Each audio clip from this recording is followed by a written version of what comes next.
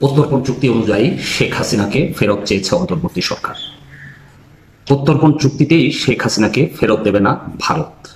জানিয়ে রাখতে অনুষ্ঠানে কথা বলবো এই বিষয়ে।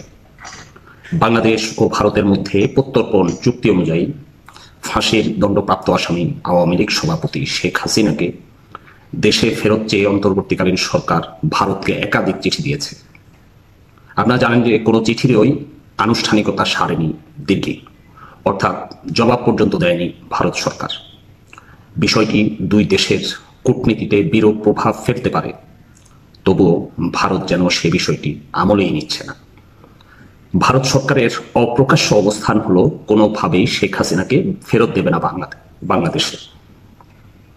আজ ২৬ নভেম্বর ভারতের পররাষ্ট্র মন্ত্রণালয়ের মুখপাত্র রণধীর জয়সওয়াল নয়াদিল্লিতে এক সংবাদ সম্মেলনে এমন ইঙ্গিত আরো পরিষ্কার করে তুলেছেন। আপনারা স্ক্রিনে দেখতে পাচ্ছেন। ওই সংবাদ সম্মেলনে তিনি বলেছেন, ক্ষমতাচ্যুত প্রধানমন্ত্রী শেখ হাসিনাকে ফেরত চেয়ে বাংলাদেশের দেয়া চিঠি পরীক্ষা করে দেখছে ভারত। সাংবাদিকদের প্রশ্নের জবাবে জয়সওয়াল বলেন, চলমান বিচারিক ও আভ্যন্তরীণ আইনি প্রক্রিয়ার অংশ হিসেবে বাংলাদেশের অনুরোধটি পরীক্ষা করে দেখা হচ্ছে।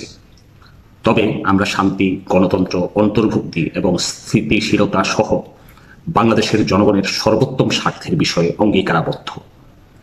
এই লক্ষ্য অর্জনে আমরা অব্যাহতভাবে সব অংশীজনের সঙ্গে, অর্থাৎ ভারত সব অংশীজনের সঙ্গে গঠনমূলকভাবে যুক্ত থাকবে বলে জয়সওয়াল জানান। একই দিন ২৬শে নভেম্বর বাংলাদেশের পররাষ্ট্র উপদেষ্টা মোহাম্মদ তৌহিদ হোসেন জানিয়েছেন, সাবেক প্রধানমন্ত্রী শেখ হাসিনাকে ফেরত চেয়ে দিল্লিকে লেখা চিঠির জবাব এখনো বাংলাদেশ পায়নি। দুপুরে পররাষ্ট্র মন্ত্রণালয়ের সাংবাদিকদের এক প্রশ্নের জবাবে তিনি আরো বলেন, নোট ভার্বাল, অর্থাৎ এটিকে কূটনীতিক পত্র বলা হয়, আমাদের মিশনের মাধ্যমে ভারতের পররাষ্ট্র মন্ত্রণালয়ে পাঠানো হয়েছে। কোনো উত্তর আসেনি। এত তাড়াতাড়ি উত্তর আশাও করি না আমরা, এটি পররাষ্ট্র উপদেষ্টা বলেছেন। এই সংবাদটিও আপনারা স্ক্রিনে দেখতে পাচ্ছেন। প্রত্যর্পণের অনুরোধ জানিয়ে বাংলাদেশ এই নিয়ে ৩ দফায় চিঠি দিয়েছে। সর্বশেষ ১৭ই নভেম্বর দুই দেশের মধ্যে স্বাক্ষর হওয়া প্রত্যর্পণ চুক্তির কথা স্মরণ করিয়ে দিয়েছে বাংলাদেশ ভারতকে।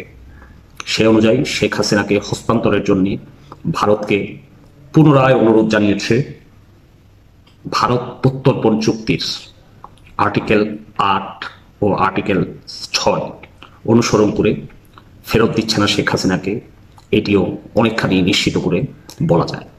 চুক্তি অনুযায়ী শেখ হাসিনাকে ফেরত না পাঠালে কি চুক্তি ভঙ্গ হবে? না, প্রত্যর্পণ চুক্তিতেই শেখ হাসিনাকে ফেরত না পাঠানোর অবারিত সুযোগ আছে ভারতের হাতে।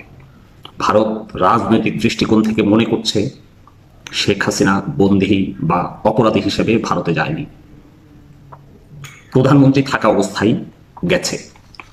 অন্তর্বর্তী সরকার মূলত প্রত্যর্পণ চুক্তিকে গুরুত্ব দিয়ে শেখ হাসিনাকে ফেরত চাইছে। দেখা যাচ্ছে এই চুক্তি, মানে প্রত্যর্পণ যে চুক্তিটা, এই চুক্তিটা আসলে ক্রিমিনাল অপরাধীদের জন্য, অর্থাৎ আমার দেশের কোনো ক্রিমিনাল, বড় কোনো ক্রিমিনাল যদি ভারতে আশ্রয় নেয়, অথবা ভারতের কোনো বড় ক্রিমিনাল যদি বাংলাদেশে আশ্রয় নেয়, তাদেরকে দুই দেশই ফেরত পাঠানোর এক ধরনের চুক্তি করে রাখা হয়েছে। রাজনৈতিক অপরাধের বিষয়ে প্রত্যর্পণ চুক্তি উভয় দেশের সরকারের সঙ্গে মূলত সুসম্পর্কের উপর নির্ভর করে। দেখে আসা যাক এই চুক্তির আর্টিকেল ৮ ও আর্টিকেল ৬ কি বলছে।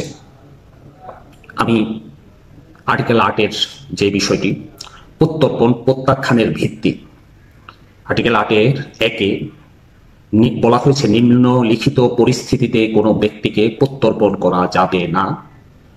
সেখানে উপধারা এতে বলছে, যদি তিনি অনুরোধপ্রাপ্ত রাষ্ট্রকে সন্তুষ্ট করতে পারেন যে সব পরিস্থিতি বিবেচনায় তাকে প্রত্যর্পণ করা হবে। উপধারা এর কতে বলছে, যে অপরাধে তিনি অভিযুক্ত বা দোষী সাব্যস্ত হয়েছেন তার তুচ্ছ প্রকৃতির কারণে অন্যায় বা অত্যাচারমূলক হবে। অথবা উপধারা এর খতে বলছে, তিনি যে অপরাধটি করেছেন বলে অভিযোগ করা হচ্ছে বা যে সময় থেকে তিনি বেআইনিভাবে পলাতক, তারপর দীর্ঘ সময় অতিবাহিত হয়েছে বলে, অথবা একের ঘতে উপধারা এর গতে বলছে ন্যায় বিচারের স্বার্থে সৎ উদ্দেশ্যে তার বিরুদ্ধে অভিযোগ আনা হয়নি বলে, অথবা আর্টিকেল 8 বিতে বলছে যে অপরাধে তিনি অভিযুক্ত বা দোষী সাব্যস্ত হয়েছেন তা একটি সামরিক অপরাধ, যা সাধারণ ফৌজদারি আইনে অপরাধ হিসেবে বিবেচিত নয়। আর্টিকেল 8 ধারা 2, কোনো ব্যক্তি যদি প্রত্যর্পণযোগ্য অপরাধে দোষী সাব্যস্ত হন তবে তাকে প্রত্যর্পণ করা যাবে না, যদি না তাকে 4 মাস বা তার বেশি মেয়াদের কারাদণ্ড বা অন্য কোনো ধরনের আটকাদেশ দেওয়া হয়ে থাকে। আর্টিকেল 8 ধারা 3, যে অপরাধের জন্য তার প্রত্যর্পণ চাওয়া হয়েছে সেই অপরাধে যদি তাকে অনুরোধপ্রাপ্ত রাষ্ট্রের ভূখণ্ডে বিচার করা হতো এবং সেক্ষেত্রে অনুরোধপ্রাপ্ত রাষ্ট্রের কোনো আইনগত নীতিমালার অধীনে তিনি অব্যাহতির অধিকারী হতেন তাহলে তাকে প্রত্যর্পণ করা যাবে না। এবার দেখে আসি আর্টিকেল 6 কি বলছে। আর্টিকেল 6 রাজনৈতিক অপরাধ ব্যতিক্রম। যেসব অপরাধে রাজনৈতিক চরিত্রের বলে বিবেচিত সেসব অপরাধের ক্ষেত্রে প্রত্যর্পণ প্রত্যাখ্যান করা যেতে পারে, তবে এই চুক্তির উদ্দেশ্যে নিচে উল্লেখিত অপরাধগুলোকে কোনো অবস্থাতেই রাজনৈতিক অপরাধ হিসেবে গণ্য করা হবে না।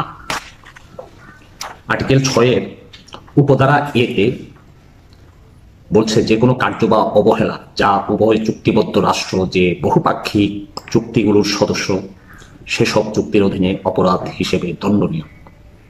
আর্টিকেল 6 উপধারা বি, হত্যা, সি, নরহত্যা বা অবহেলাজনিত হত্যা, ডি, এমন আক্রমণ বা মারধর যার ফলে প্রকৃত শারীরিক ক্ষতি হয় অথবা অস্ত্র, বিপজ্জনক পদার্থ বা অন্য কোনো উপায়ে ইচ্ছাকৃতভাবে আঘাত, গুরুতর আঘাত বা জখম সাধন।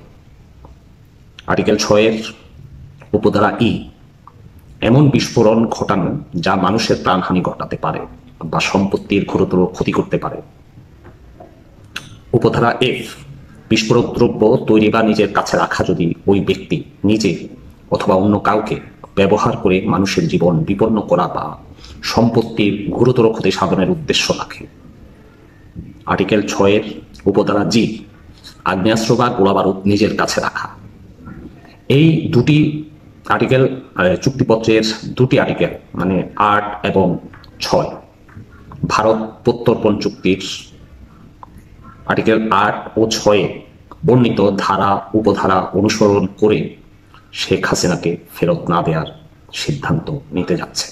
অর্থাৎ বাংলাদেশের অন্তর্বর্তী সরকার যেভাবে প্রত্যর্পণ চুক্তির উপর ভিত্তি করে ফাঁসির দণ্ডপ্রাপ্ত আসামি শেখ হাসিনাকে ফেরত চাইছে, ঠিক একই প্রত্যর্পণ চুক্তির উপর ভিত্তি করেই তাকে আওয়ামী লীগ সভাপতি শেখ হাসিনাকে ফেরত দিতে সর্বোচ্চ রকম চেষ্টা অব্যাহত রাখছে ভারত, এটি প্রায় নিশ্চিত করেই বলা যায়। আজ এ পর্যন্তই, কথা হবে অন্য কোনো পর্বে নতুন কোনো আলোচনা নিয়ে। সে পর্যন্ত আপনারা সবাই ভালো থাকবেন। সবাইকে ধন্যবাদ।